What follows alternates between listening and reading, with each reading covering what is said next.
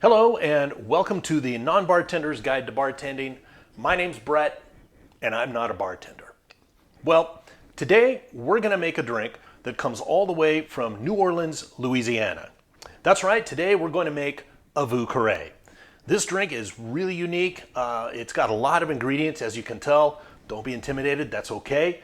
And the drink was originally made in the 1930s at the Carousel Bar in the Hotel Monteleone in New Orleans, Louisiana. So, as far as I understand, the Hotel Monteleone is still open, the Carousel Bar is still there, and you can still go and get yourself a Vieux Carre. But you don't have to go all the way to New Orleans to get a Vieux Carre.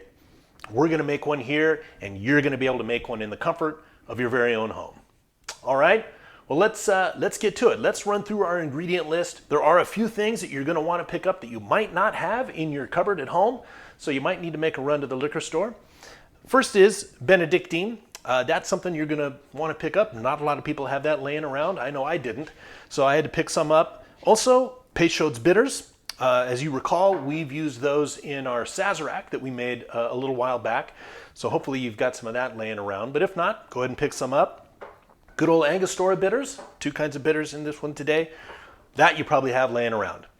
You're going to want some Rye Whiskey. Today we're going to use Woodford Reserve Rye Whiskey. And then you're going to need some Cognac. And lastly, some sweet Vermouth. So those are kind of all the ingredients. We're going to garnish it with a cherry. So you might want to have some of those on hand if you want. And we're going to serve it in a rocks glass. Okay, you ready? Let's get to it. Okay, the first thing we're going to start with is our Benedictine. And we're only going to use about a half a teaspoon. So I'm going to go ahead and just pour that in here. And by the way, I'm going to use a mixing glass today. If you don't have a mixing glass with a strainer on it, that's all right. Just go ahead and use your shaker. That'll be fine. But I've got a mixing glass and I'm going to put half a teaspoon, just 1/2 teaspoon of our Benedictine in there. Don't need a lot. In it goes. All right, I'm going to set that aside. We're going to do 1 dash of our Pechaud's Bitters. So 1 dash. That's done. Let's set that aside. And then our Angustora Bitters, again, just 1 dash. That was kind of 2, I guess. That's okay. Okay, now we're going to get into our whiskey. And for the whiskey, we're only going to need 3/4 of an ounce. So you can eyeball it here in your guy. There we go, about a 3/4 ounce pour there. Let's set that aside. Now we're going to use our Cognac. And again, 3/4 of an ounce. That's all we need. There's a lot happening in this drink, but again, pretty straightforward. 3/4 of an ounce of Cognac. And lastly, our sweet Vermouth. And we're going to put in, you guessed it, 3/4 of an ounce. Here we go.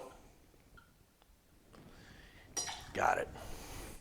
Let's put all that aside. I'm going to put a little ice in here to cool it all off. And then I'm going to stir it. Cool it all off, mix everything up a little bit. There we go. Put the strainer on top. Pour it right into the glass, just like that. That's great.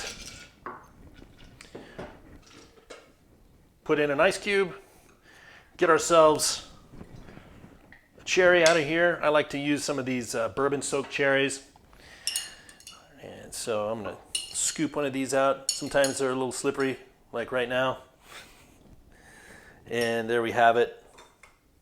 Put that guy in there like that. And there is your Vieux Carre. Pretty easy to make. I know it's a lot of ingredients. Don't be intimidated by it. Last thing, we're going to pair that with a record.